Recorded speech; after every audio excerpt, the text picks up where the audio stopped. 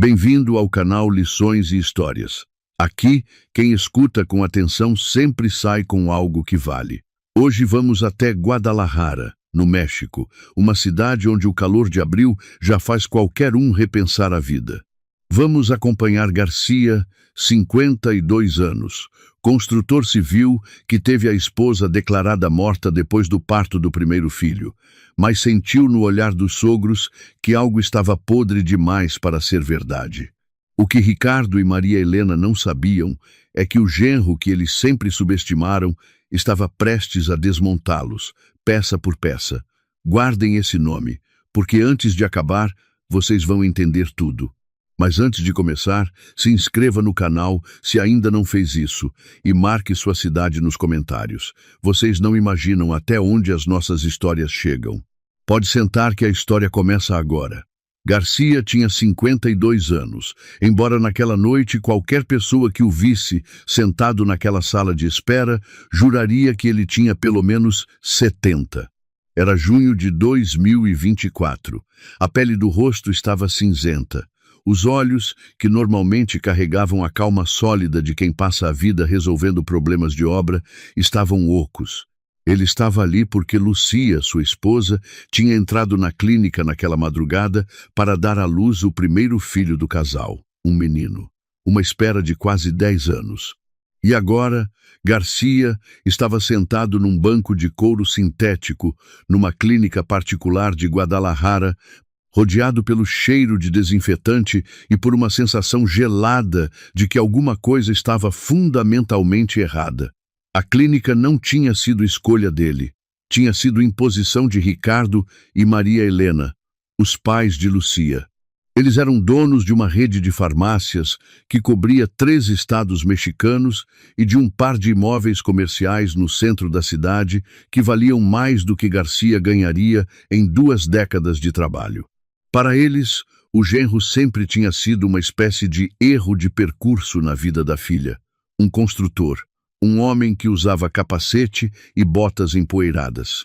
Um sujeito que vivia bem, sim, mas que não vivia no patamar que eles consideravam aceitável para alguém com o sobrenome Valdez. Notem, o desprezo nunca veio com gritos ou insultos diretos.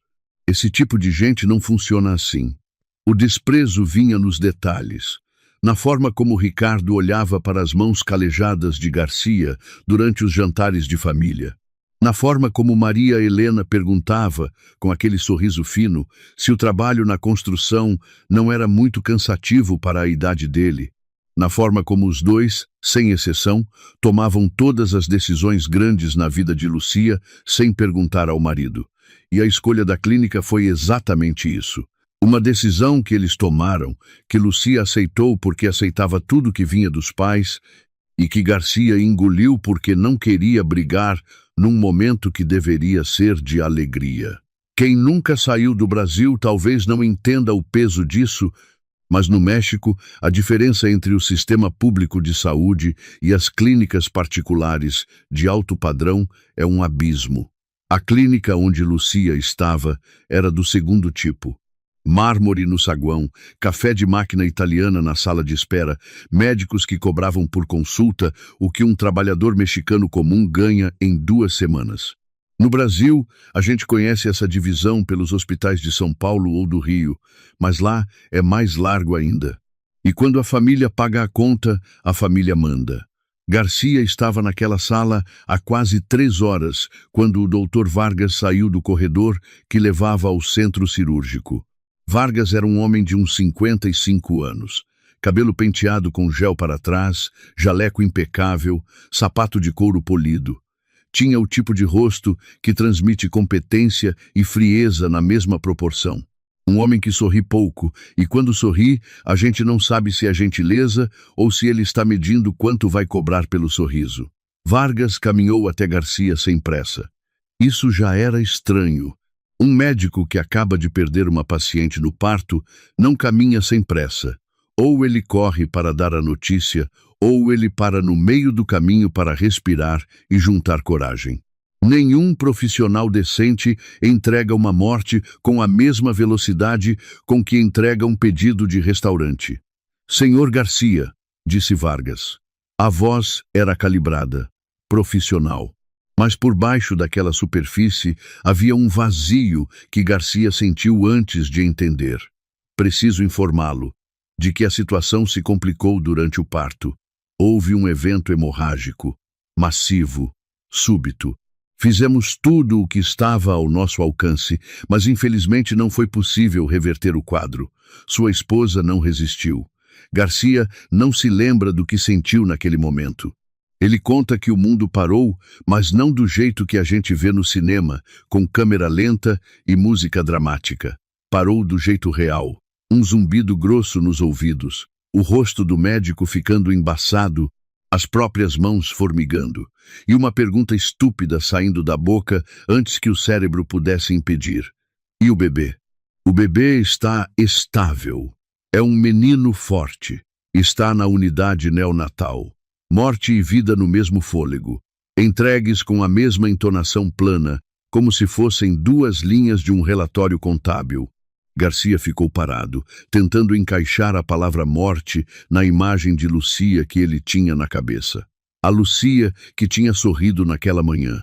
A Lucia que tinha segurado a mão dele no carro e dito que estava nervosa, mas feliz.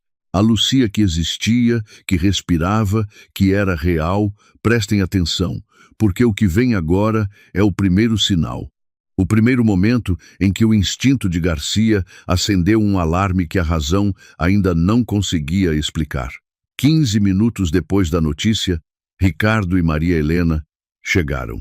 Garcia estava sentado no banco, com a cabeça entre as mãos, tentando respirar num ritmo que não parecesse um colapso.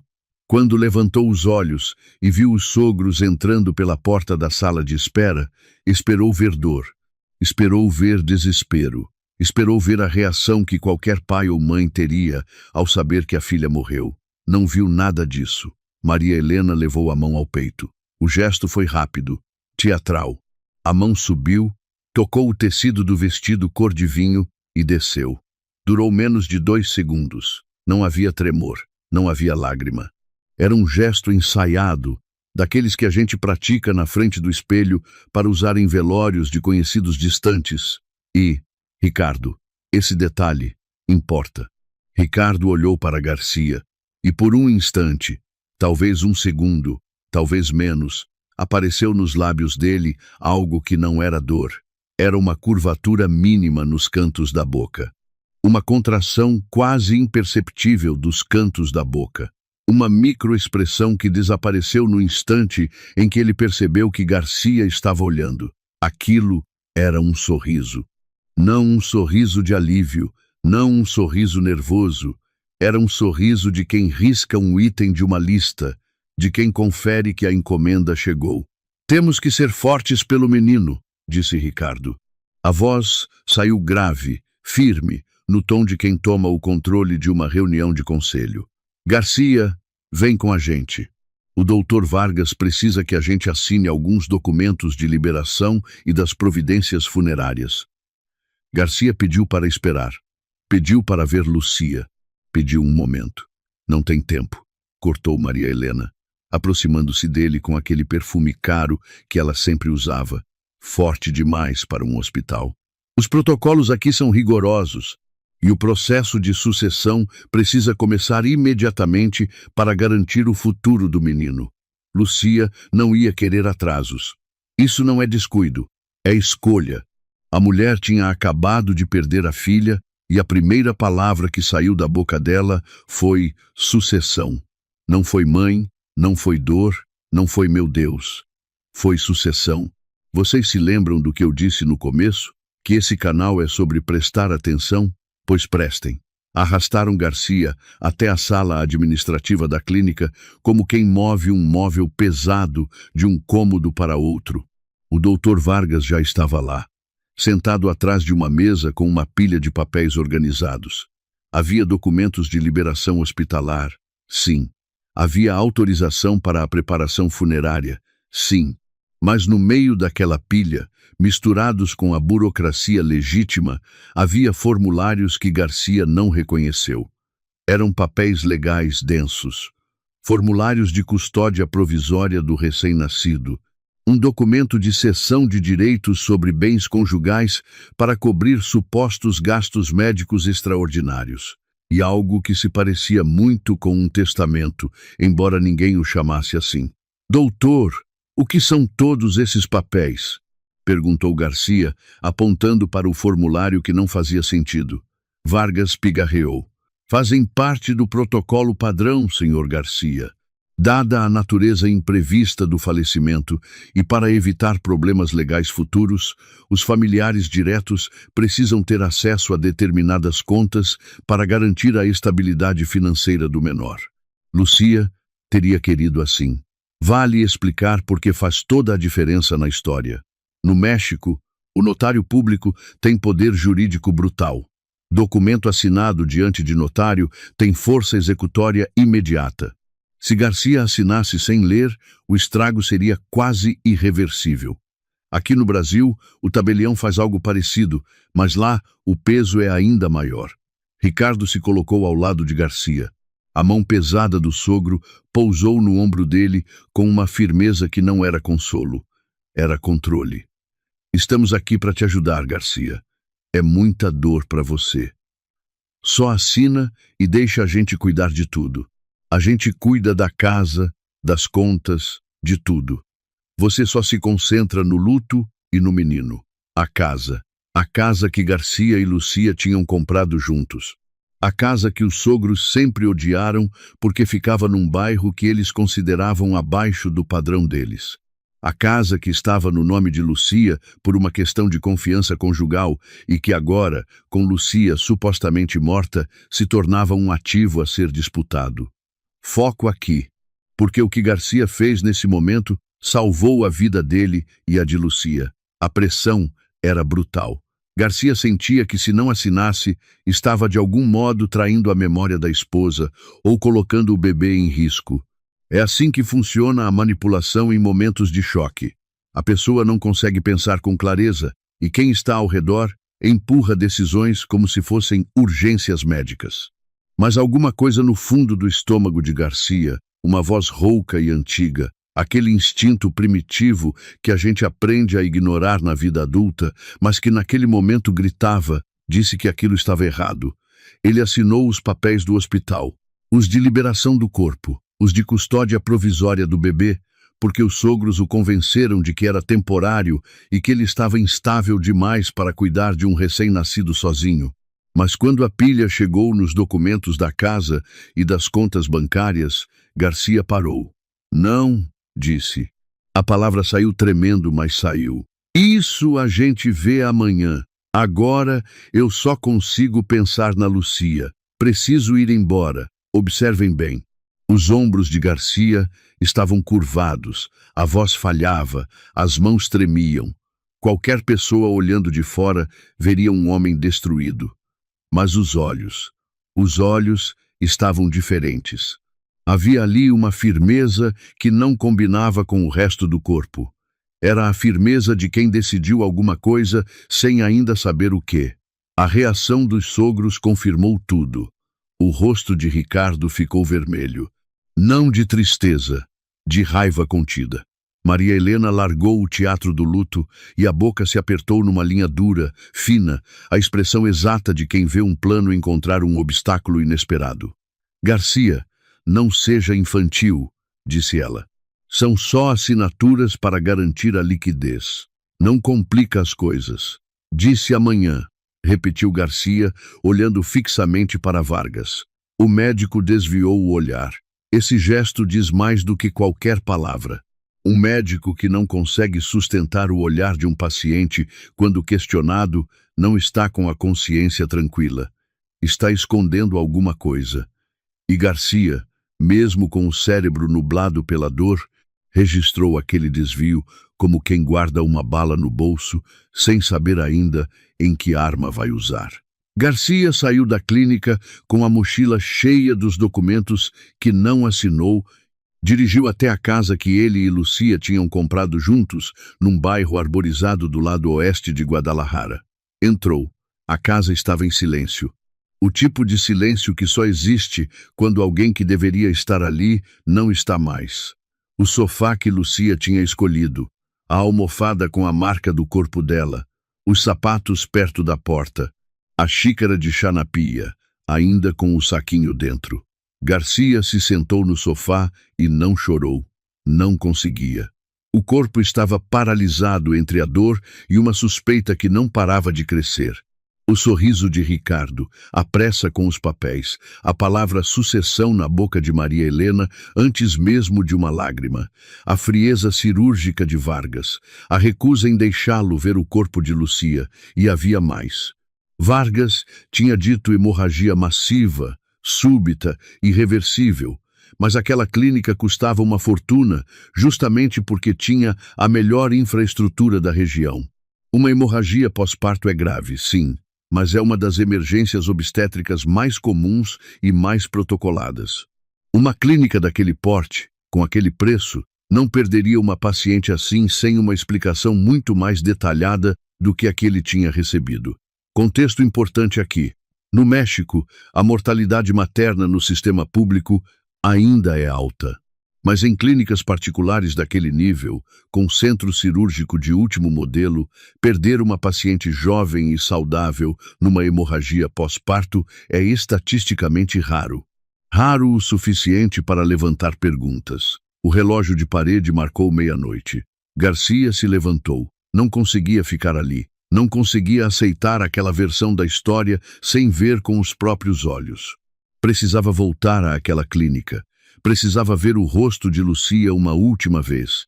E precisava que alguém, qualquer pessoa, olhasse nos olhos dele e dissesse a verdade. Pegou a caminhonete e dirigiu de volta. O guarda de segurança da clínica, um senhor baixinho de bigode branco, que todos chamavam de seu Beto, o reconheceu e o deixou passar sem fazer uma única pergunta. Seu Beto estava sentado na guarita com o celular na mão, assistindo a uma novela com o volume tão alto que dava para ouvir os gritos da protagonista a 15 metros de distância. Fez um aceno preguiçoso com a mão, sem tirar os olhos da tela, como quem espanta uma mosca particularmente educada. Se alguém perguntasse a seu Beto se Garcia tinha entrado no hospital naquela noite, ele provavelmente responderia que não se lembrava, mas que a Rosa Selvagem tinha finalmente descoberto que o marido era bígamo, e isso sim era uma notícia importante. Garcia estacionou longe da entrada principal e entrou pelo acesso lateral. A clínica de noite era um labirinto silencioso de mármore polido e luzes de emergência. Os corredores pareciam mais longos, mais frios, como se o edifício respirasse de maneira diferente quando as visitas iam embora. Garcia colocou o boné que sempre carregava no porta-luvas e caminhou pelos corredores menos movimentados. Os que levavam à área dos centros cirúrgicos e da unidade de terapia intensiva. Uma zona que não estava aberta ao público àquela hora. Aqui entre a gente, o que Garcia fez naquela noite foi um ato de desespero que poderia ter dado muito errado. Se o segurança tivesse feito uma ronda diferente, se uma enfermeira tivesse saído no corredor errado, a história toda mudava. Mas o desespero, quando é legítimo, quando é alimentado por um instinto genuíno de que algo está errado, tem uma capacidade estranha de tornar a pessoa invisível. Garcia não era espião. Era um construtor civil que conhecia a lógica de prédios, sabia ler plantas baixas e tinha passado a vida inteira entrando em obras, repartições e escritórios administrativos. Ele sabia como se mover num edifício grande sem chamar atenção. Chegou perto da área administrativa da unidade de terapia intensiva. Estava escura. Só as luzes de emergência iluminavam o corredor. Mas ao lado, na pequena sala de descanso dos médicos, havia luz e vozes. Garcia encostou as costas na parede e parou de respirar. A primeira voz era de Ricardo. Inconfundível, forte, autoritária. A mesma voz que ele usava para mandar em empregados, em médicos e na vida da própria filha.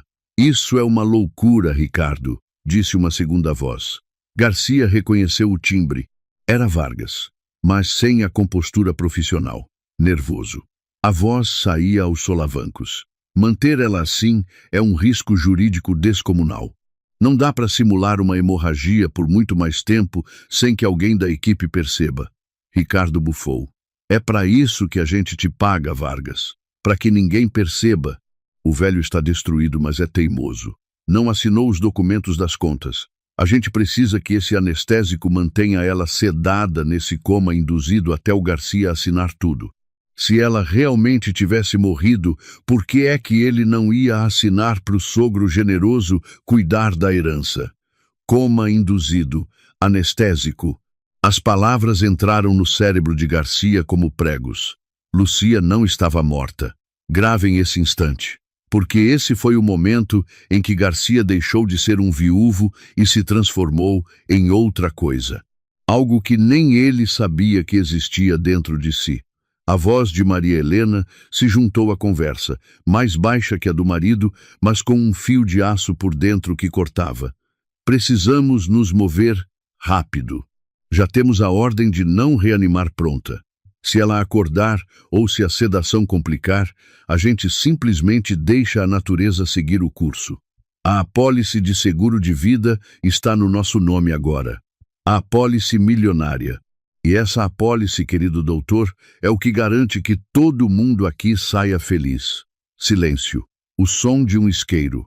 Vargas falou em voz mais baixa. Garantam que o marido assine antes que o legista venha procurar o corpo que não existe. Ou isso tudo desmorona. Ela está sob vigilância na sala 4. Se alguém perguntar, foi transferida de urgência para outro hospital. O corpo de Garcia ficou gelado. Não era frio de medo. Era o tipo de frio que o metal sente quando é temperado em água. Um frio que endurece.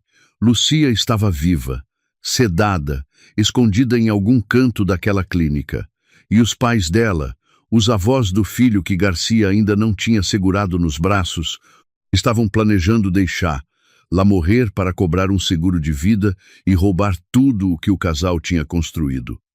Não deixem passar isso, porque o que Garcia fez a seguir não foi o que a maioria das pessoas faria. A maioria das pessoas teria gritado, teria invadido aquela sala, teria agarrado Ricardo pela garganta e exigido explicações, e teria perdido tudo. Porque se ele fizesse barulho, se ele mostrasse que sabia, eles matariam Lucia naquela noite e fabricariam uma história de que ele, em seu desequilíbrio emocional, tinha enlouquecido. Garcia recuou da porta sem fazer um único som. Caminhou pelos corredores como uma sombra. Chegou à caminhonete. Sentou ao volante. As mãos tremiam, mas não de medo. Tremiam de uma raiva fria e controlada que ele nunca tinha sentido na vida. Dirigiu para casa, ligou o computador e começou a trabalhar.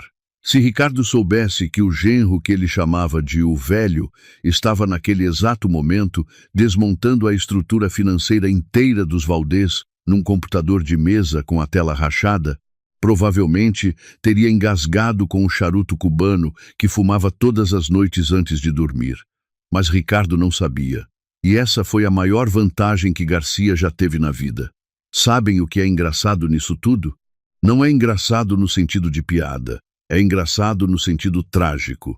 Ricardo e Maria Helena tinham passado a vida inteira subestimando Garcia porque ele era construtor, porque usava botas, porque tinha calos nas mãos. Mas um construtor civil que toca obras grandes no México não é um pedreiro com caminhonete. É alguém que lida com contratos, licitações, prazos jurídicos, engenheiros, advogados, fiscais de obra e fornecedores que mentem na cara. É alguém que aprendeu a desconfiar de tudo que parece bom demais, a verificar cada número, a não assinar nada que não tenha lido 2 vezes.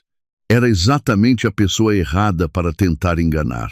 A primeira coisa que Garcia fez foi buscar o número do advogado dele. Não ia ligar ainda. Precisava de algo sólido antes de envolver qualquer pessoa.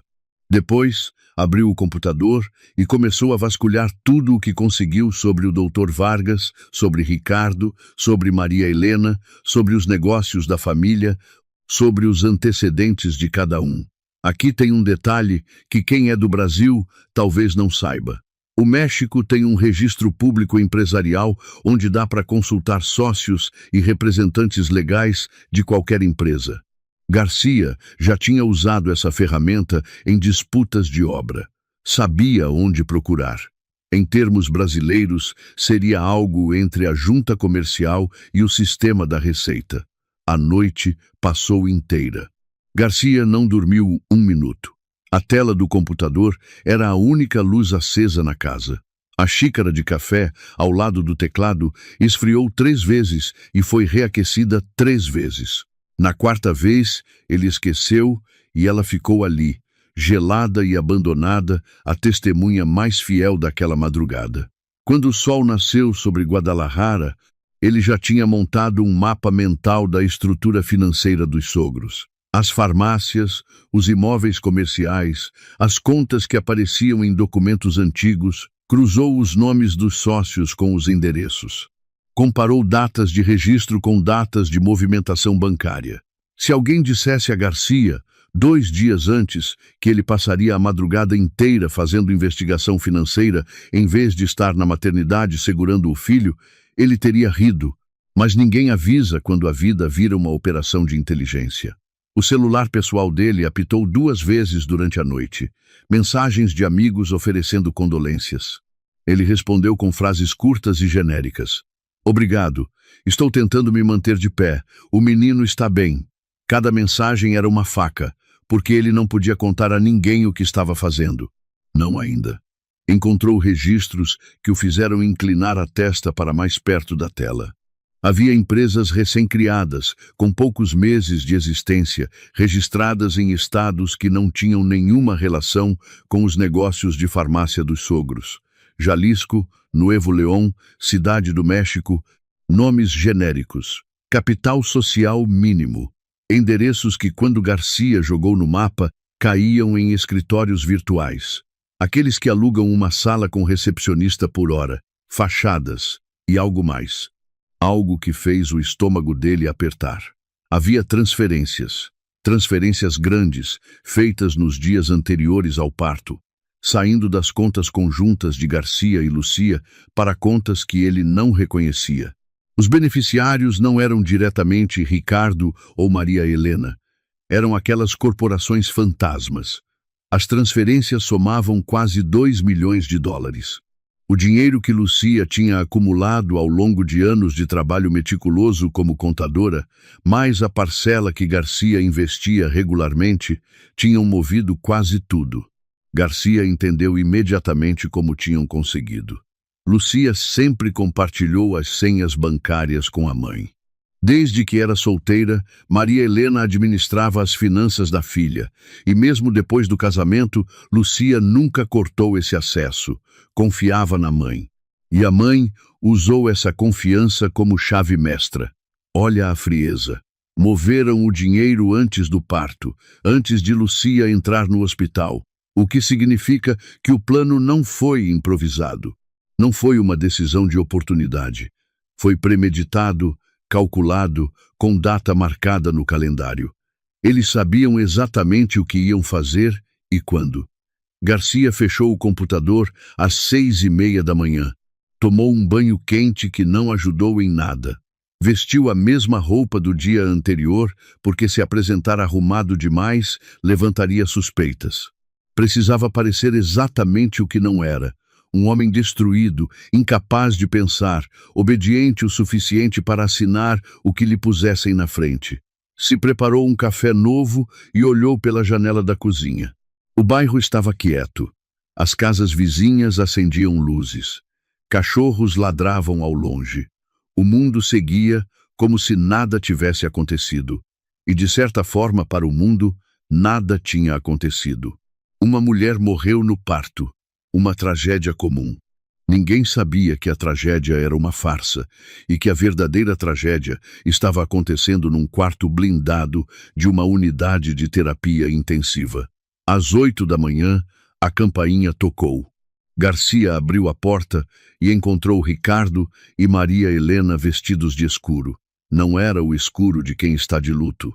Era o escuro caro. Ricardo de terno preto cortado sob medida. Maria Helena com um vestido de crepe bordô e um colar de pérolas que parecia pesar mais do que a própria consciência dela. Não resisto a esse comentário. A mulher tinha supostamente perdido a filha na noite anterior e apareceu na porta com um colar de pérolas. Um colar de pérolas tão deliberadamente elegante que parecia mais adequado para uma inauguração de galeria do que para consolar o viúvo da própria filha. "Filho", disse Ricardo. A palavra soou ensaiada, como se ele tivesse praticado na frente do espelho. "Sabemos que você está destruído, mas tem providências urgentes. O bebê precisa de um fundo fiduciário." Lucia era muito organizada, e esse testamento que ela assinou garante que o patrimônio fique estável, administrado por nós, os pais dela, até que você esteja em condições ou até que o menino atinja a maioridade. Só precisa da sua assinatura. Ricardo puxou do bolso interno do terno um envelope grosso, lacrado. Dentro havia papéis que Garcia reconheceu pela tipografia. Eram documentos notariais. O mesmo formato que ele tinha visto na noite anterior na clínica, os mesmos formulários que ele tinha se recusado a assinar. E esse ponto é tudo. Eles vieram preparados. Não era uma visita de pêsames. Era uma segunda tentativa. O envelope estava pronto, selado, provavelmente preparado dias antes do parto. Se Lucia tivesse realmente morrido, esse documento teria aparecido na mesa de Garcia exatamente da mesma forma, na mesma manhã, com a mesma falsa urgência. Para quem é daqui, o equivalente seria alguém aparecendo na porta do viúvo no dia seguinte, ao enterro, pedindo procuração para administrar todos os bens. No Brasil, isso configuraria, dependendo de como fosse feito, coação moral ou até estelionato. No México, a estrutura legal do fideicomisso permite que um terceiro administre bens em nome de outra pessoa com muito mais facilidade jurídica do que no Brasil, o que torna esse tipo de golpe mais fácil de executar e mais difícil de desfazer. O fideicomisso mexicano é uma ferramenta legítima que serve para proteger patrimônio, mas nas mãos erradas vira uma armadilha quase invisível. Garcia fez o que precisava fazer. Representou. Fingiu que mal conseguia ficar de pé. Disse que não conseguia se concentrar em números. Pediu uns dias. "Não posso pensar nisso agora, Ricardo. Me dá uns dias." Reparem, os ombros de Garcia estavam caídos. A voz saía fraca, arrastada. Os olhos estavam vermelhos de cansaço. Para qualquer observador, aquele era um homem quebrado. Mas por dentro, a mente dele estava rodando a uma velocidade que ele mesmo não sabia que era capaz de alcançar. Cada palavra que saía da boca dele era calculada. Cada gesto de fraqueza era deliberado. Ele estava devolvendo aos sogros exatamente a imagem que eles esperavam ver. Os sogros insistiram, mas a combinação do aspecto de Garcia, que realmente não tinha dormido, com a fingida histeria emocional, convenceu Ricardo de que pressionar mais naquele momento era contraproducente. Eles foram embora, mas não sem antes levarem uma caixinha de recordações de Lucia que usaram como pretexto para entrar na casa, abrir gavetas e dar uma olhada geral no que havia ali. Maria Helena abriu o armário do escritório. Ricardo mexeu nas pastas que estavam na prateleira da sala. Garcia viu tudo, não disse nada e registrou cada gaveta que eles tocaram. Assim que a porta se fechou, Garcia começou a fase seguinte. O primeiro alvo foi o dinheiro. Lucia era uma contadora meticulosa, daquelas que conferem extratos linha por linha e guardam comprovantes de tudo.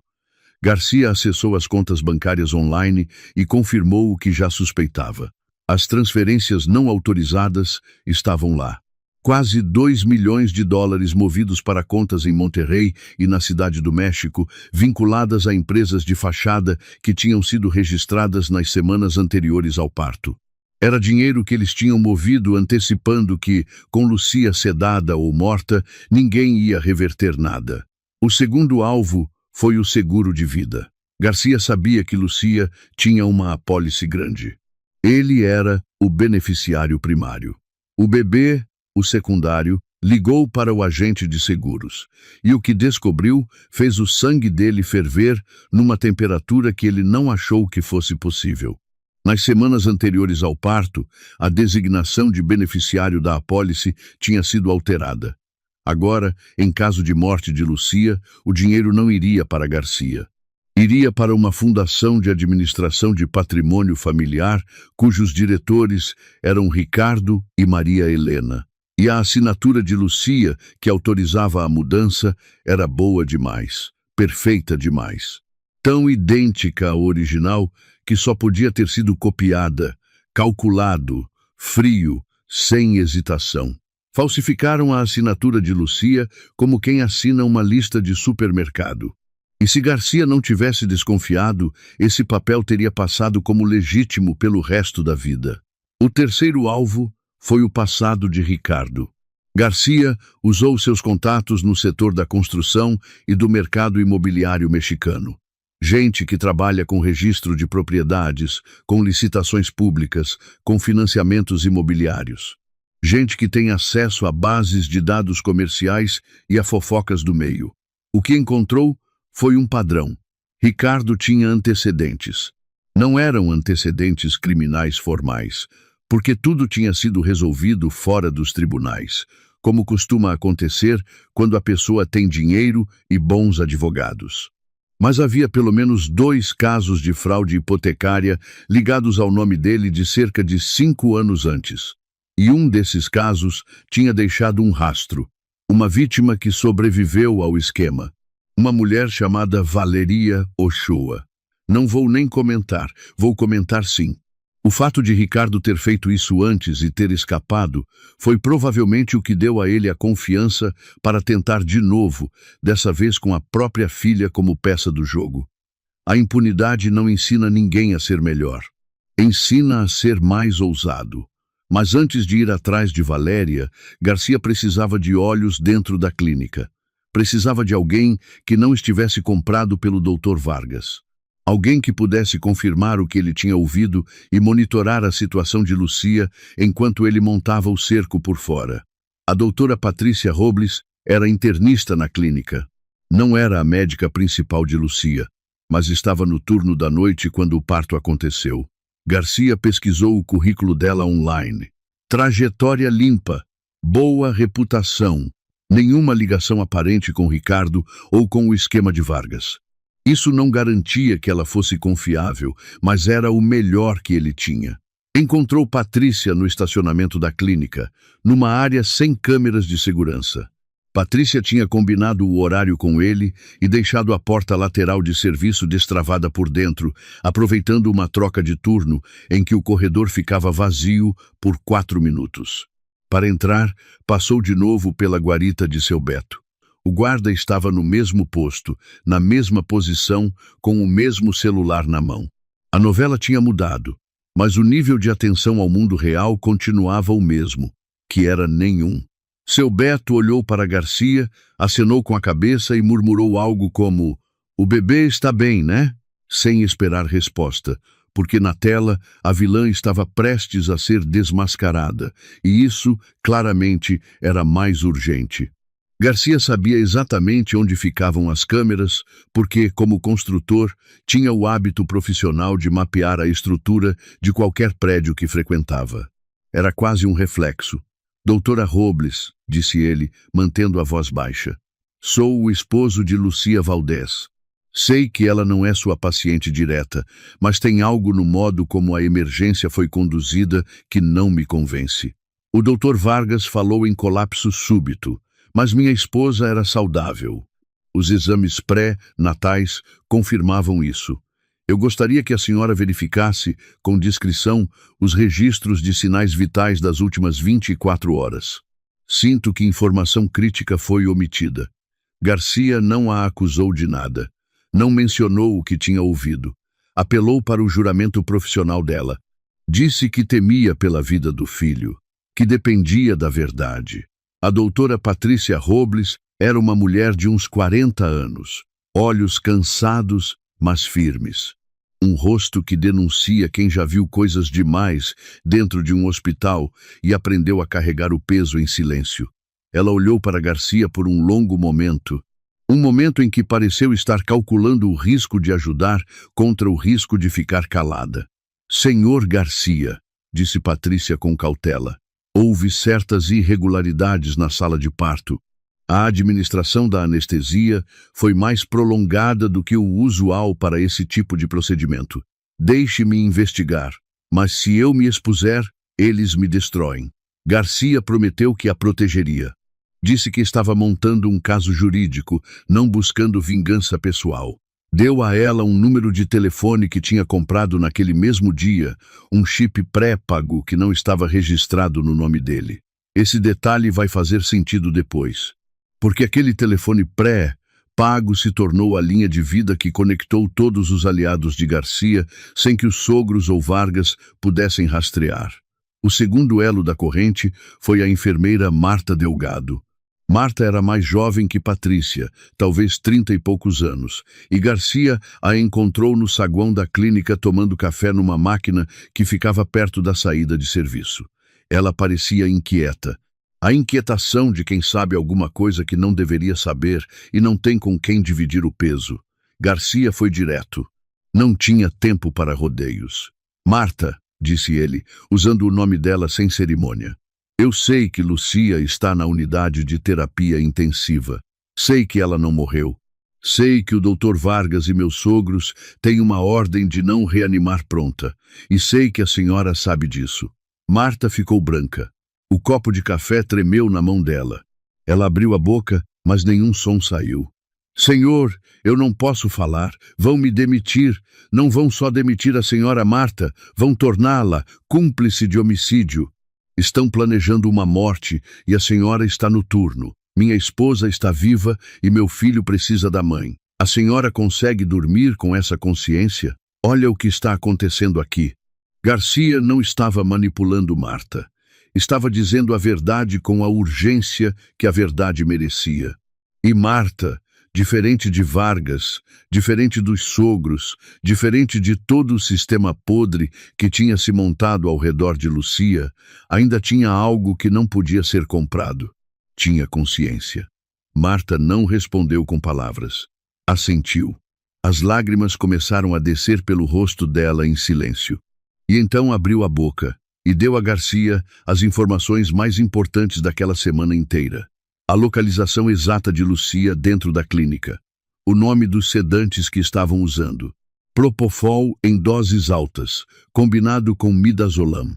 A confirmação de que a ordem de não reanimar estava no prontuário de Lucia, esperando apenas a assinatura dos familiares diretos, papel que convenientemente passaria para os avós do bebê assim que Garcia assinasse o documento de cessão de direitos.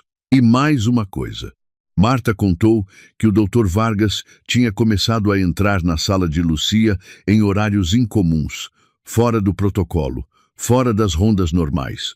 Chegava, verificava os monitores, sussurrava ordens a Marta que ela se recusava a cumprir integralmente, e saía. A recusa dela já a tinha colocado na mira. Vargas tinha insinuado que o contrato dela podia não ser renovado. Diferente do Brasil, onde um enfermeiro concursado num hospital público tem estabilidade funcional, no México, a maioria dos profissionais de enfermagem em clínicas particulares trabalha com contratos temporários renováveis. Isso significa que a ameaça de demissão não era vazia. Perder o emprego numa clínica dessas, sem carta de recomendação, poderia destruir a carreira de Marta. Ela estava arriscando tudo. Garcia tinha agora 3 coisas que não tinha na noite anterior. Tinha uma aliada médica, Patrícia, que podia monitorar a situação clínica de Lucia. Tinha uma aliada operacional, Marta, que conhecia a logística interna da clínica e podia alertá-lo sobre movimentos perigosos. E tinha um dossiê financeiro que mostrava um padrão claro de fraude, desvio de patrimônio e falsificação de documentos. O que faltava era alguém que pudesse transformar tudo isso em ação judicial. E esse alguém era Manuel Salazar. Manuel Salazar era promotor federal em Guadalajara. Tinha fama de ser incorruptível, o que no sistema de justiça mexicano é ao mesmo tempo um elogio e uma sentença de solidão. Homem calado, metódico, com a cara de quem já viu o pior da natureza humana e não se impressiona mais. Promotor que não aceita denúncia com base em emoção. Quer números, quer documentos, quer provas que aguentem um tribunal. Garcia conseguiu uma reunião com Salazar através de um contato do setor de construção que já tinha trabalhado com o promotor num caso de fraude em licitação pública. A reunião foi num escritório discreto, longe do fórum. Garcia não levou sentimentos, levou uma pasta. Dentro da pasta havia os extratos bancários com as transferências não autorizadas, a documentação das empresas de fachada, a cópia da alteração do beneficiário da apólice de seguro com a assinatura que parecia falsificada, o histórico de fraudes anteriores de Ricardo e um relato detalhado, escrito à mão por Garcia durante a madrugada, de tudo o que ele tinha ouvido na sala de descanso da clínica. Salazar leu tudo em silêncio. Levou quase uma hora. Não fez uma única pergunta durante a leitura. No final, olhou para Garcia com o senho franzido. Isso não é briga de família por herança. Isso é crime organizado. Mas eu preciso de flagrância para intervir do jeito que o senhor precisa dentro da clínica. Preciso provar que o risco de morte é iminente. O risco é iminente, disse Garcia. Minha esposa está sedada há quase uma semana com doses que não são terapêuticas. Se eles perceberem que eu não vou assinar, vão acelerar o processo. Preciso de mais, disse Salazar. Preciso de um padrão. De alguém que eles tenham atacado antes e que possa confirmar o modo de operação. E foi aí que o nome de Valéria Ochoa se tornou a peça mais importante do tabuleiro. Valéria Ochoa morava em Aguascalientes, uma cidade a umas 3 horas de Guadalajara. Tinha se mudado para lá 5 anos antes, depois de perder a casa e quase tudo o que tinha num esquema de fraude que envolvia uma empresa de consultoria imobiliária, cujos donos ocultos eram exatamente Ricardo e Maria Helena. O pai de Valéria tinha morrido depois de um evento médico duvidoso e, durante o período de luto, ela foi pressionada a assinar documentos que transferiam a propriedade do pai para um fideicomisso controlado pelos sogros de Garcia. Quando Valéria percebeu o que tinha acontecido, já era tarde. O dinheiro tinha sumido, a casa tinha sido vendida e os advogados que ela contratou esbarraram em paredes jurídicas construídas com a competência de quem já tinha feito aquilo antes. Garcia dirigiu até Aguascalientes num sábado. Ninguém avisou Ricardo que o erro mais caro de um golpista não é o golpe em si, é deixar sobreviventes. Porque sobreviventes guardam rancor, guardam memória e guardam a disposição de testemunhar quando alguém finalmente bate na porta e pergunta. E Valéria Ochoa tinha guardado tudo isso por 5 anos, esperando sem saber que esperava. Encontrou Valéria num café perto da praça central da cidade. Era uma mulher de 50 e poucos anos, com o rosto marcado por quem passou anos tentando se reconstruir depois de ter sido destruída. Quando Garcia explicou a situação, quando disse o nome de Ricardo e Maria Helena, os olhos de Valéria se encheram de uma raiva antiga que nunca tinha encontrado saída. O padrão é idêntico. A ler, disse Valéria. A voz dela era baixa, mas firme. Eles esperam o momento de maior vulnerabilidade, uma morte, uma doença, um colapso emocional, e aparecem com os papéis prontos. Tudo parece legal, tudo parece solidário, e quando a pessoa percebe, já perdeu tudo. Valéria aceitou testemunhar. Garcia voltou para Guadalajara com a peça que faltava. Entregou o depoimento gravado e transcrito de Valéria ao promotor Salazar, junto com os documentos que comprovavam a fraude anterior. O padrão estava estabelecido. Não era a primeira vez que Ricardo e Maria Helena faziam isso. O que mudava agora era que a vítima não era uma estranha, era a própria filha. Leiam nas entrelinhas. Porque o que isso revela sobre Ricardo e Maria Helena não é só ganância, é algo mais profundo e mais perturbador. É a capacidade de olhar para a própria filha, a mulher que carregava o neto deles, e vê-la não como pessoa, mas como ativo, como número, como peça descartável num esquema de enriquecimento. E isso, senhoras e senhores, não é uma falha de caráter, é uma ausência de caráter. A rede estava quase completa.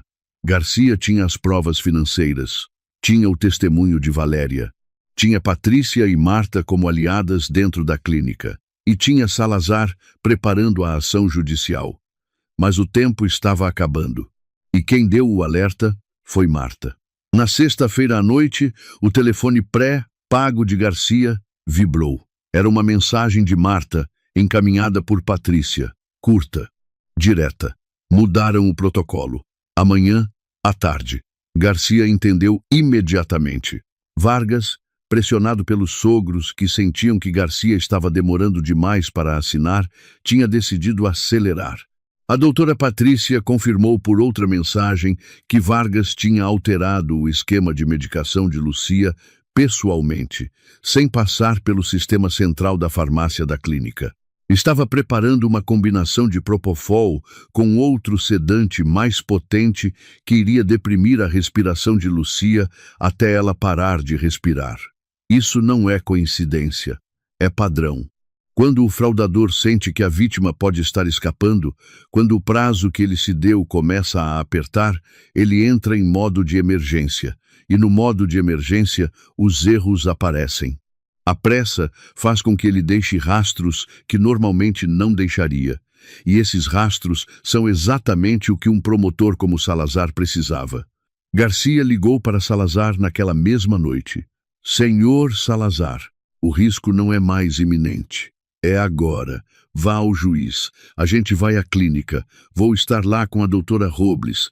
Precisamos da ordem de transferência e de apreensão antes que ele aperte o botão da bomba de infusão. Salazar não perdeu tempo. Naquela mesma noite, ele buscou uma ordem judicial de emergência. A ordem cobria múltiplos pontos. A intervenção médica forçosa que permitia a Patrícia assumir o tratamento de Lucia. A detenção do Dr. Vargas por tentativa de homicídio e fraude. A apreensão de todos os registros médicos e financeiros. E o mais importante, a transferência imediata de Lucia e do bebê para um hospital federal sob custódia judicial. A noite mais longa da vida de Garcia começou quando o sol se pôs sobre Guadalajara naquela sexta-feira. Garcia não dormiu.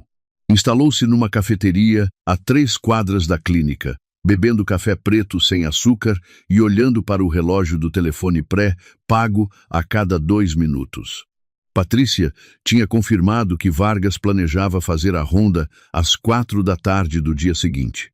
Era durante essa ronda que ele aplicaria a combinação letal, o que significava que eles tinham até as 3:30 da tarde para estar posicionados. Salazar passou a madrugada inteira trabalhando. Precisava de um juiz disposto a assinar uma ordem de emergência num caso que envolvia tentativa de homicídio médico, fraude financeira e sequestro clínico.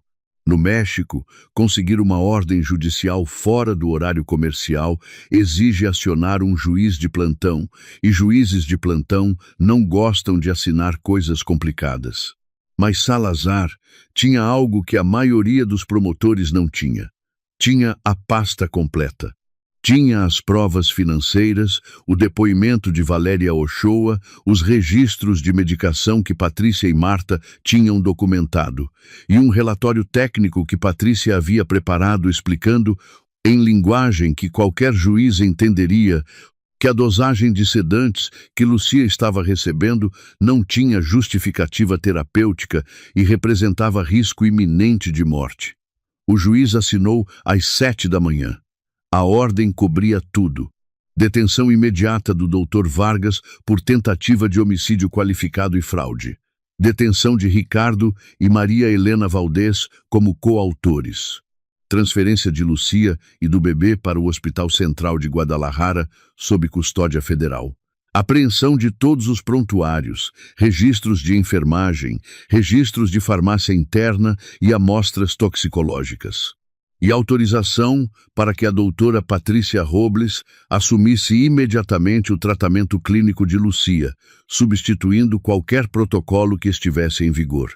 A manhã passou lenta. Garcia ficou na cafeteria. Não podia ir para casa porque os sogros podiam aparecer. Não podia ir à clínica porque qualquer movimentação fora do padrão levantaria suspeita. Então ficou ali, sentado, bebendo café e esperando. O telefone pré-pago vibrou às 11 da manhã. Mensagem de Marta. Ele chegou mais cedo. Está revisando prontuários no terceiro andar. Às 11h30, outra mensagem. Seus sogros estão na sala de espera da unidade de terapia intensiva. Vieram de preto. A sogra está lendo uma revista. Isso não é por acaso. Eles vieram porque sabiam. Sabiam que naquela tarde Vargas encerraria o serviço. Vieram para assistir, para estar por perto quando a morte fosse declarada pela segunda vez, agora definitiva. E Maria Helena, a mãe, a mulher que tinha gerado Lucia, estava lá sentada lendo uma revista enquanto esperava a filha morrer. Eu sei que não devia, mas vou registrar esse detalhe. Porque ele diz mais sobre a natureza de Maria Helena do que qualquer acusação formal. Uma mãe que espera a morte da filha, lendo uma revista de decoração, o café da clínica ao lado, as pernas cruzadas. A postura de quem espera o resultado de um exame de sangue, não de quem vai perder uma filha. Calculado, frio, sem hesitação. Às 12h45, Garcia recebeu a mensagem de Salazar. Uma palavra. Pronto. Um frio percorreu a espinha de Garcia. Não era medo. Era uma concentração absoluta, densa, que aparece quando todas as peças estão no lugar e só falta a mão que move a primeira. Pagou o café, levantou-se e caminhou até a clínica. Não entrou pela porta principal. Contornou o prédio e foi até a entrada lateral de serviço, a mesma por onde os fornecedores de alimentos e de material hospitalar entravam. Patrícia já estava lá, encostada na parede, com a bata branca e uma expressão de tensão controlada. Nos braços carregava uma pequena bolsa médica de emergência com o equipamento básico para estabilizar Lucia se fosse necessário. No bolso do jaleco, um radiocomunicador. Ele acabou de entrar na sala dela, disse Patrícia, a voz quase inaudível. Disse que vai fazer uma revisão crítica do estado de sedação. Marta está lá dentro, no posto de enfermagem. Era a deixa. A revisão crítica era o código para a administração da dose final. Garcia respirou fundo. O plano era simples e ao mesmo tempo aterrorizante na sua simplicidade. Garcia entraria primeiro. Faria o papel do esposo que não consegue mais suportar a separação, que precisa ver a esposa, que está quebrando por dentro. A entrada dele criaria a distração necessária para que Patrícia entrasse logo depois com a autoridade médica para intervir no tratamento. Salazar e os policiais chegariam em seguida, com a ordem judicial. Tudo dependia de minutos, de segundos talvez. Garcia entrou na clínica pela porta lateral e subiu ao andar da unidade de terapia intensiva. Os corredores estavam excessivamente iluminados, excessivamente limpos, com aquele brilho asséptico que parece projetado para apagar qualquer vestígio de humanidade. Quando chegou à entrada da unidade, viu os sogros. Ricardo estava de pé, olhando o celular. Maria Helena estava sentada, as pernas cruzadas, folheando uma revista como se estivesse no consultório de um dentista. O desprezo que Garcia sentiu naquele momento não foi quente, foi gelado, do tipo que endurece os músculos e aguça os sentidos. Ricardo o viu primeiro. A expressão de surpresa foi substituída quase instantaneamente por aquela máscara de compaixão falsa que ele vestia como quem veste um terno. Garcia, o que você está fazendo aqui? Devia estar descansando. O médico está revisando a Lucia. Nos disse que talvez hoje a gente veja uma mudança significativa. Notem a escolha da palavra. Significativa. Não disse melhora. Não disse recuperação. Disse mudança significativa. Porque a mudança que eles esperavam era a morte. E Ricardo, na arrogância de quem se sente intocável, deixou a palavra escapar como se fosse inofensiva. Preciso ver ela, disse Garcia. Não aguento mais esperar. Maria Helena se levantou com aquele sorriso meloso que ela usava para acalmar, controlar e, em última instância, calar qualquer pessoa que estivesse atrapalhando os planos. Filho, você precisa ser forte. O doutor disse que não é permitida a entrada durante a revisão crítica. Vamos respeitar o protocolo. Garcia ignorou. Caminhou direto para a porta da sala de Lucia. Ricardo tentou interceptá-lo. Agarrou-lhe o braço. A mão grande, pesada, com os dedos que cheiravam a charuto caro. Garcia, escuta. O que menos precisamos agora é de um escândalo. Amanhã a gente conversa sobre os papéis do bebê. Garcia se soltou. A voz saiu mais baixa do que ele esperava, mas com uma firmeza que surpreendeu até ele mesmo. A gente não vai conversar sobre nada, Ricardo. Eu vou ver a minha esposa. E cruzou o umbral. A sala da unidade de terapia intensiva era pequena, silenciosa, dominada pelo som monótono dos monitores cardíacos. A luz estava baixa. E lá estava Lucia, deitada na cama, pálida, magra, com a pele de uma frieza que não combinava com a mulher que Garcia conhecia. O tubo do respirador parecia uma coisa alienígena presa ao rosto dela. Mas o peito subia e descia, subia e descia. Lucia estava viva. O doutor Vargas estava ao lado da cama. Na mão direita, uma seringa já preparada. Ao lado, sobre a mesa auxiliar, um pequeno frasco transparente que não fazia parte de nenhum protocolo padrão de sedação. Vargas estava prestes a conectar a seringa à porta da via central quando Garcia entrou. A expressão de Vargas ao vê-lo foi a de uma raposa apanhada no galinheiro com penas na boca. Os olhos se arregalaram por uma fração de segundo. A mão que segurava a seringa congelou no ar. Depois, como um ator que se recupera de ter esquecido a fala, ele recompôs a máscara profissional. Senhor Garcia, o que faz aqui? Pedi expressamente que esperasse do lado de fora. Estou administrando uma dosagem especial para estabilizá-la. Garcia não respondeu imediatamente. Caminhou até a cama de Lucia e colocou a mão na testa dela. O contato foi uma âncora. A pele estava fria, mas era a pele de Lucia, real, presente, viva. Não toque na minha esposa, disse Garcia. Não toque mais nela. Parem aqui um segundo. Porque quem olhasse para Garcia nesse momento não veria mais o marido curvado e arrasado dos últimos dias. Os ombros estavam retos, a mandíbula travada, os olhos fixos em Vargas com uma intensidade que fez o médico recuar meio passo. Era a postura de quem já decidiu, de quem já calculou, de quem está apenas esperando o outro entender o que está acontecendo. Vargas tentou manter a autoridade. Senhor Garcia, o senhor está interferindo num procedimento vital. Preciso que se retire imediatamente ou vou chamar a segurança. Nesse exato instante, a porta se abriu. Patrícia entrou primeiro, vestida com a bata branca, movendo-se com a precisão de quem opera. Atrás dela, como uma sombra de autoridade, entrou Manuel Salazar, terno cinza sem gravata, rosto impenetrável, com a ordem judicial dobrada na mão esquerda.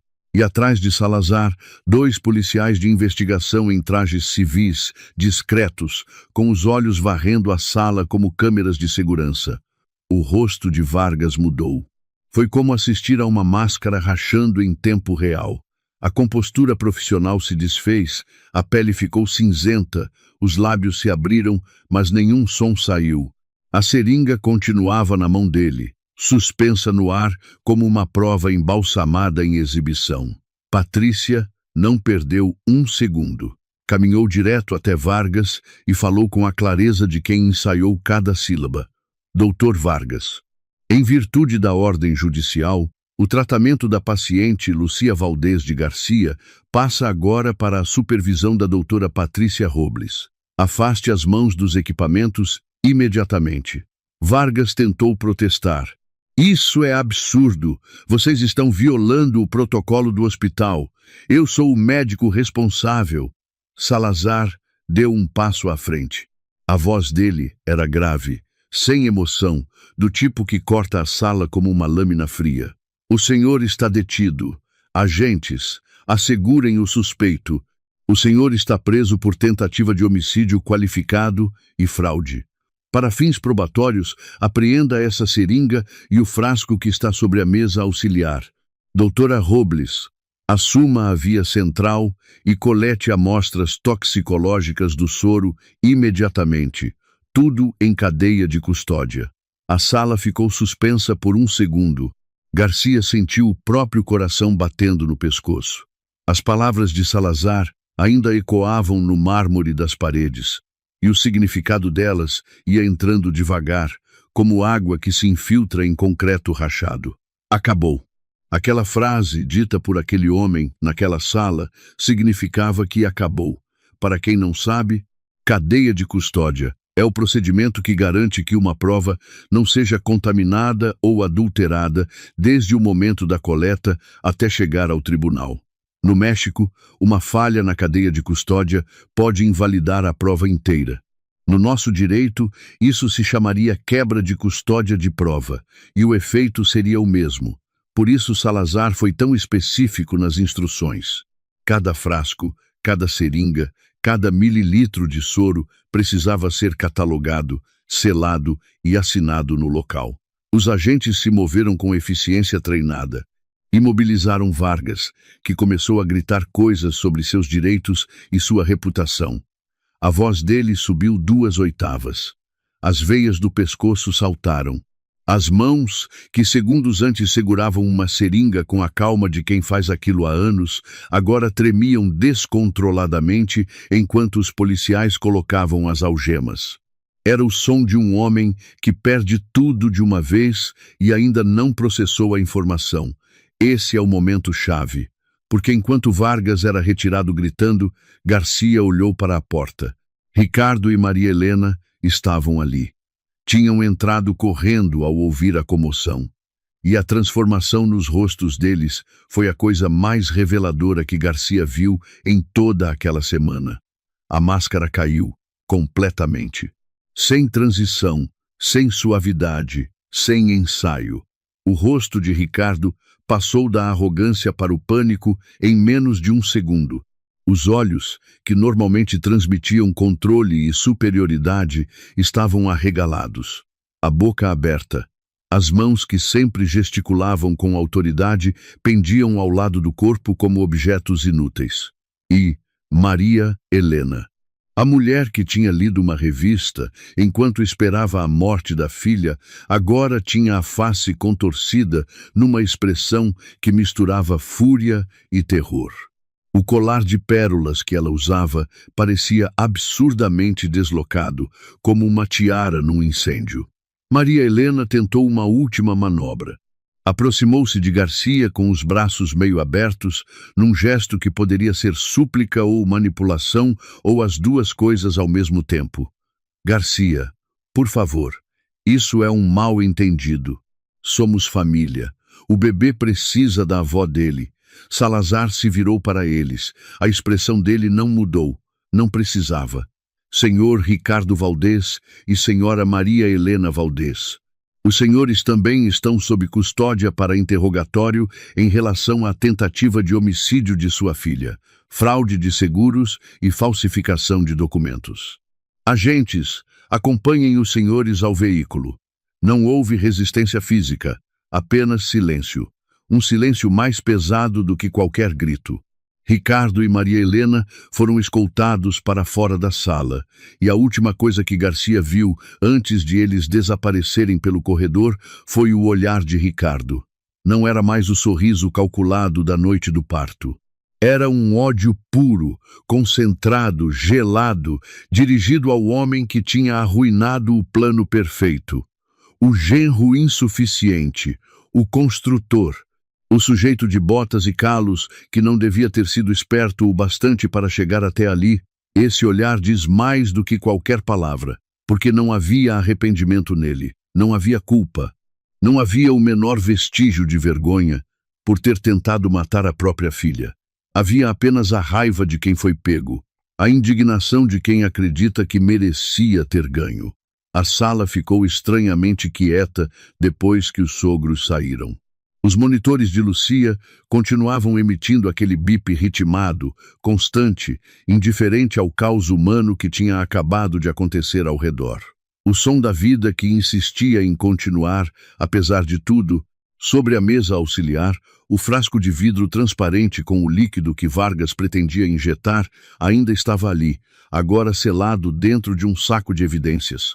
Um objeto pequeno, quase insignificante, que continha dentro dele a diferença entre vida e morte. Garcia olhou para aquele frasco e sentiu o peso do que tinha acabado de acontecer desabar sobre ele de uma vez. Se tivesse chegado 5 minutos depois, se Patrícia tivesse demorado, se Salazar não tivesse conseguido a ordem a tempo, se qualquer uma das peças daquela engrenagem tivesse falhado, Lucia estaria morta e ele nunca saberia que tinha sido assassinato. A atenção dele voltou para Lucia. Patrícia já estava trabalhando. Com as mãos firmes, trocou os fluidos intravenosos, retirou a medicação que Vargas tinha preparado e começou a coletar amostras de sangue e do soro que estava sendo administrado. Marta entrou na sala e se dirigiu imediatamente ao computador e à ficha de enfermagem em papel. "Promotor Salazar", disse Marta com a voz controlada, mas com as mãos ainda tremendo. "Aqui está o prontuário completo da paciente e a ficha de enfermagem. Confirmo que o Dr. Vargas alterou os registros manualmente na ficha das 13h45 de hoje. Tenho testemunho de que ele modificou o protocolo de medicação fora do sistema eletrônico central.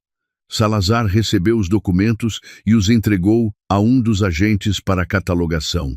Cada papel, cada registro, cada anotação se tornava prova.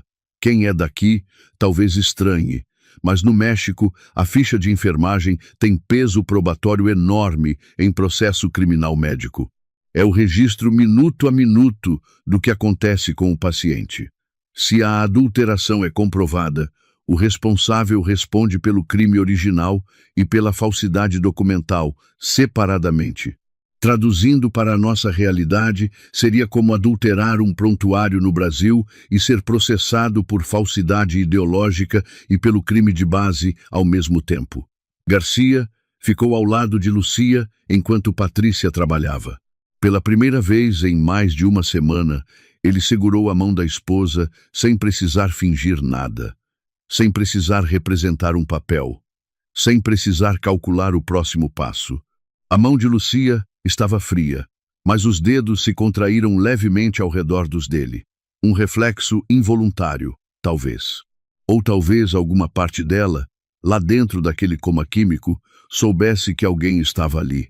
Patrícia se aproximou de Garcia depois de terminar as coletas. O rosto dela estava cansado, mas iluminado por algo que parecia alívio. "Conseguimos, Garcia. Era propofol em doses massivas, combinado com midazolam num nível que não tem nenhuma justificativa terapêutica. Se você tivesse chegado 5 minutos depois, ele teria conectado a seringa na via central e ela teria entrado em parada respiratória. Precisamos tirá-la daqui agora. Essa clínica está comprometida. A ordem judicial inclui transferência imediata para a unidade de segurança do Hospital Central Federal. A transferência foi rápida e discreta. Lucia foi colocada numa ambulância especializada com Patrícia ao lado, monitorando cada sinal vital. Garcia seguiu o comboio na caminhonete. O bebê, que estava na unidade neonatal, foi transportado por outra rota, acompanhado por Marta e por uma policial apaisana. 2 rotas diferentes, por segurança. Ninguém podia correr riscos àquela altura. O destino era o Hospital Central Federal de Guadalajara, uma instituição pública de grande porte com uma ala de segurança sob jurisdição federal. Ninguém entrava ali sem autorização direta do promotor. Quando o comboio passou pela guarita de saída, seu Beto estava de pé pela primeira vez desde que Garcia o conhecia. O celular no bolso. Os olhos arregalados, a boca entreaberta. A novela tinha finalmente perdido a competição para a realidade. 3 viaturas, uma ambulância, um médico algemado e 2 senhores de terno sendo escoltados por policiais à paisana. Seu Beto olhou para Garcia na caminhonete, olhou para a ambulância, olhou para as viaturas e fez a única coisa que conseguiu fazer. Tirou o boné e coçou a cabeça. Se alguém lhe perguntasse depois o que tinha acontecido, ele provavelmente diria que não tinha visto nada. E pela primeira vez, teria razão, porque até aquele momento ele realmente não tinha visto nada que não fosse uma tela de celular. Quando Garcia viu Lucia instalada na nova sala, blindada e vigiada, sentiu uma onda de alívio tão profunda que quase o derrubou. As pernas ficaram moles, a visão embaçou, e pela primeira vez desde a noite do parto, ele chorou. Não foi um choro cinematográfico. Foi um choro feio, barulhento, de soluços que saíam do fundo do peito como coisas que estavam presas há dias. Patrícia colocou a mão no ombro dele e não disse nada. Não precisava. Os dias seguintes foram uma espera diferente. Antes, a espera era um tormento sob ameaça. Agora, era uma espera de recuperação, amparada pela lei e pela esperança. Patrícia iniciou o processo lento e cuidadoso de reduzir os sedantes no organismo de Lucia. O corpo precisava eliminar as toxinas gradualmente. Acelerar o processo podia causar convulsões, arritmia ou dano neurológico. Era preciso paciência. Enquanto Lucia dormia seu sono químico decrescente, Garcia cuidava de Ernesto.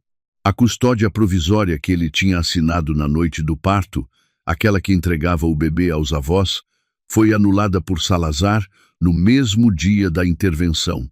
Com os avós presos e a mãe hospitalizada, o juiz devolveu a guarda integral ao pai.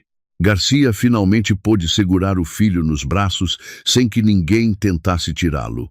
O menino era tranquilo, completamente alheio a tudo o que tinha acontecido ao redor dele nas primeiras semanas de vida. Dormia, chorava, mamava a fórmula e olhava para o pai com aqueles olhos de recém-nascido que ainda não focam, mas que parecem ver mais longe do que qualquer adulto.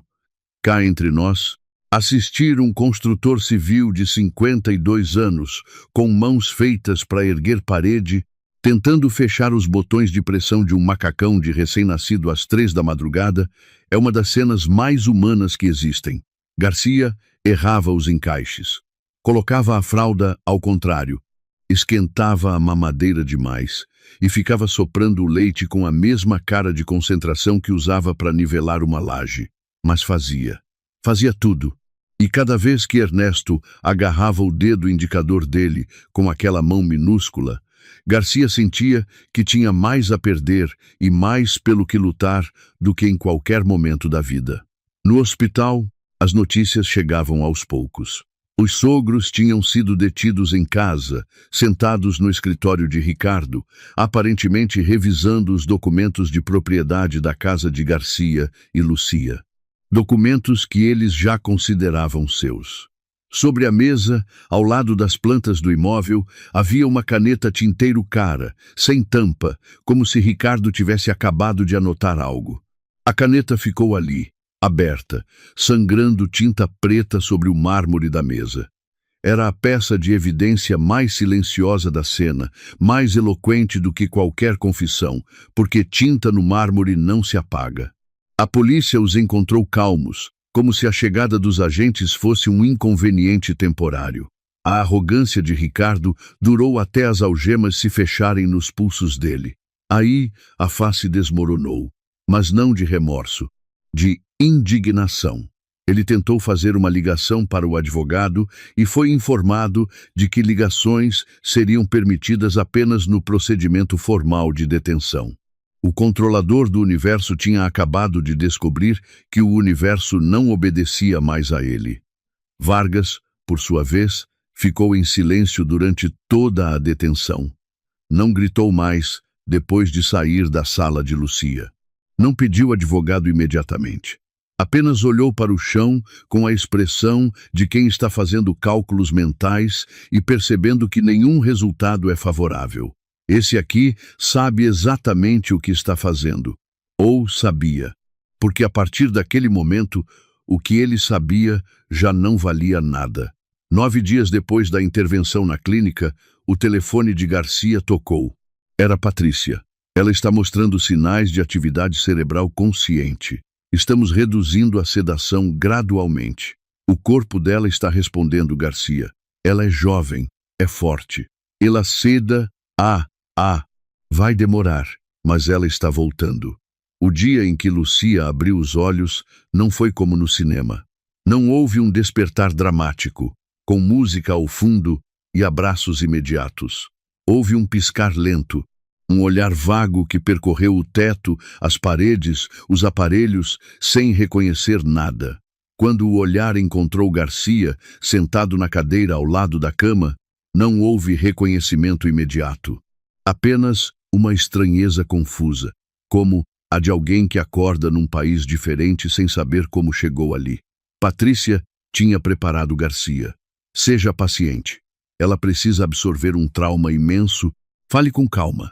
Seja você mesmo, mas não a sobrecarregue. Garcia se sentou ao lado de Lucia. Pegou a mão dela com a delicadeza de quem segura um objeto precioso e frágil. E falou. Falou de Ernesto. Do menino saudável que estava em casa esperando por ela. De como o bebê tinha os olhos escuros como os dela e as mãos grandes como as do pai. Falou de coisas pequenas e reais, porque na escuridão em que Lucia esteve, as coisas pequenas e reais eram as únicas que podiam servir de corda para puxá-la de volta. Lucia não conseguia falar. Apenas assentia com dificuldade, os olhos úmidos, o corpo ainda pesado pela química que levaria dias para se dissipar completamente. Foram necessários 4 dias para que ela conseguisse articular frases inteiras. E quando conseguiu, a primeira pergunta que fez foi pela mãe.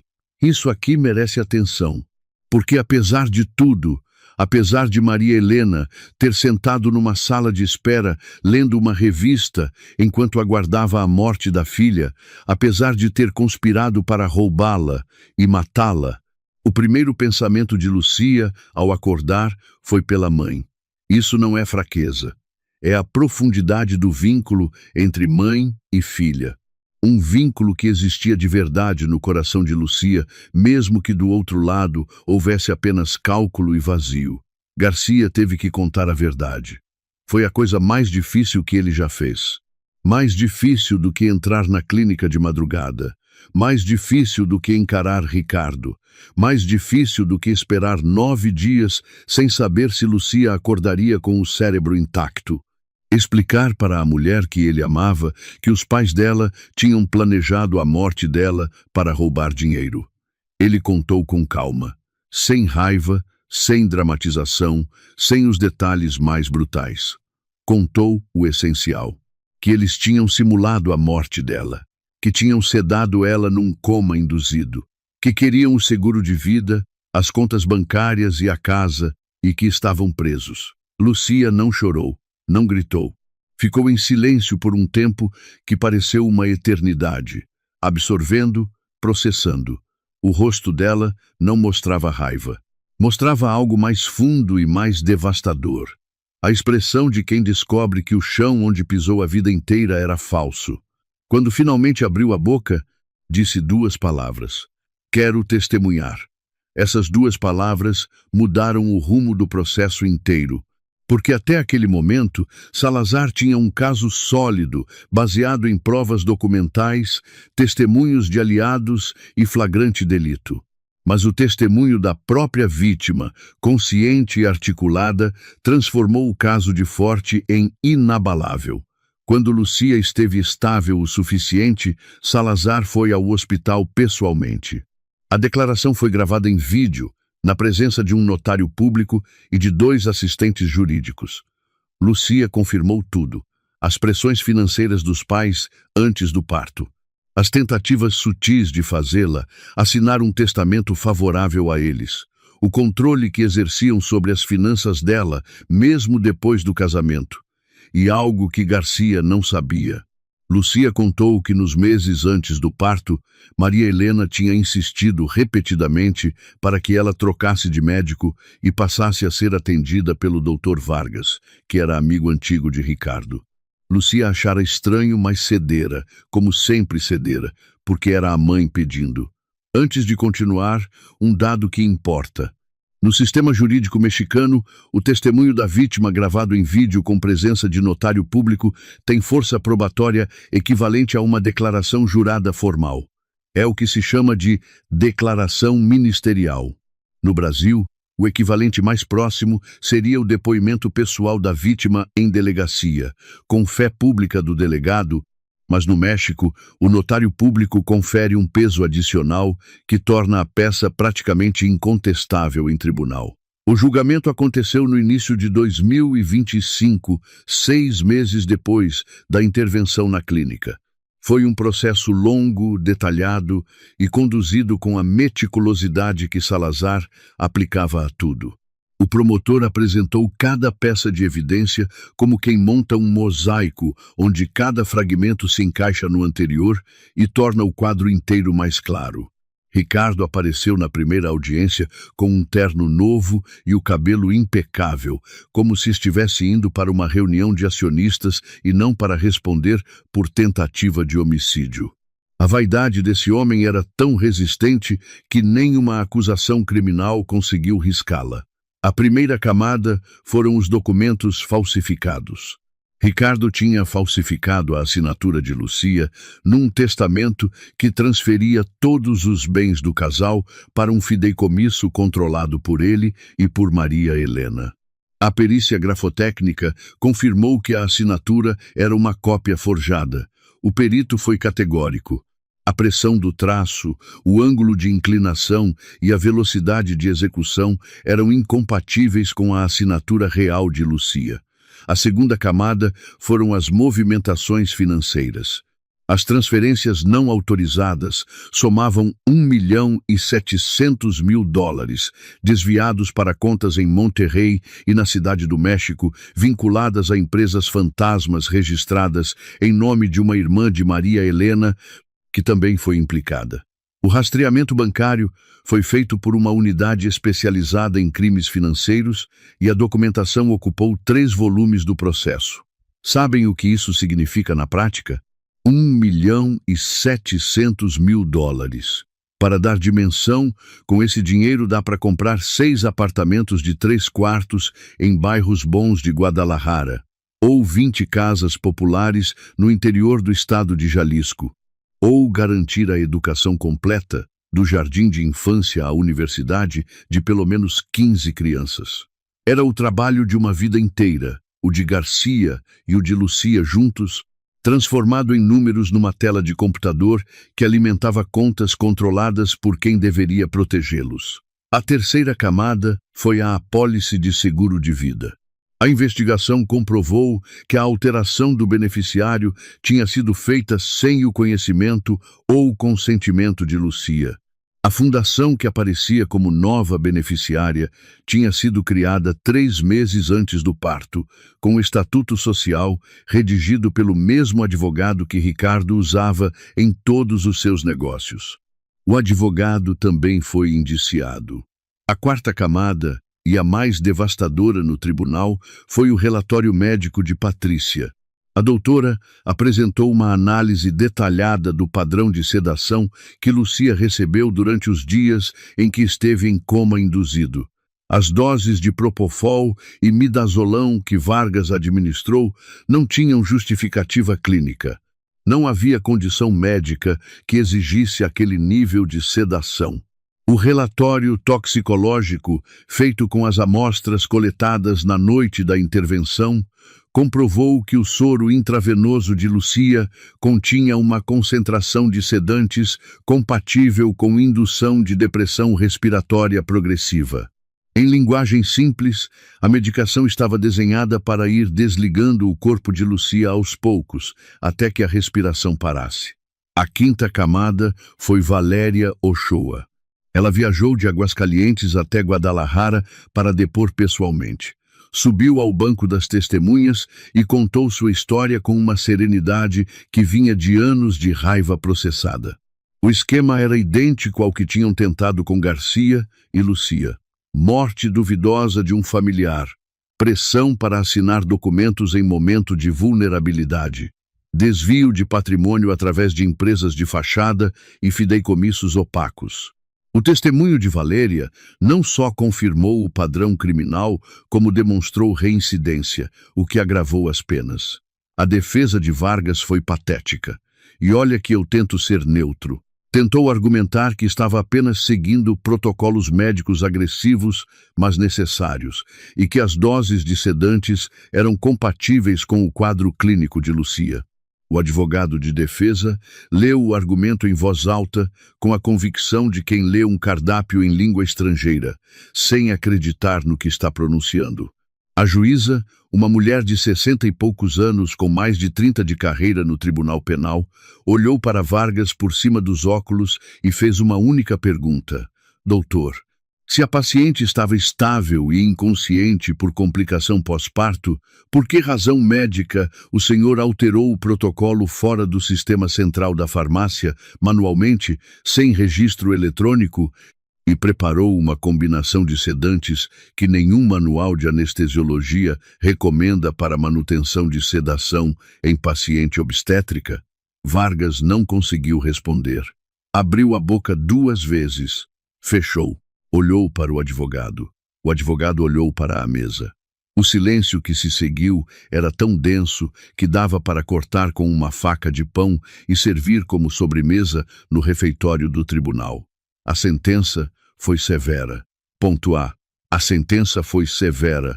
Ricardo e Maria Helena foram declarados culpados de tentativa de homicídio qualificado, fraude patrimonial, falsificação de documentos públicos e privados e conspiração. A irmã de Maria Helena foi condenada como coautora no esquema financeiro. O Dr. Vargas foi condenado por tentativa de homicídio qualificado, fraude, falsificação de registros médicos e exercício ilegal da profissão por desvio de finalidade. As penas foram longas. Ricardo recebeu 22 anos, Maria Helena, 20 anos, Vargas, 24 anos, além da cassação definitiva do registro profissional médico. A irmã de Maria Helena recebeu 12 anos pelo envolvimento financeiro. O advogado que redigiu o Estatuto da Fundação Fantasma recebeu 8 anos. Ricardo, ao ouvir a sentença, ficou com o queixo tão travado que parecia ter esquecido como se abre uma boca. 22 anos. O homem que planejava passar os próximos 20 anos administrando o patrimônio roubado da filha ia passar esses mesmos 20 anos numa cela de 2 metros por 3. No dia em que a sentença foi lida, Garcia estava na sala do tribunal sentado na última fileira. Lúcia não quis ir. Estava em casa com Ernesto porque decidiu que a presença dos pais sendo condenados era um peso que ela não precisava carregar nos olhos. E Garcia respeitou.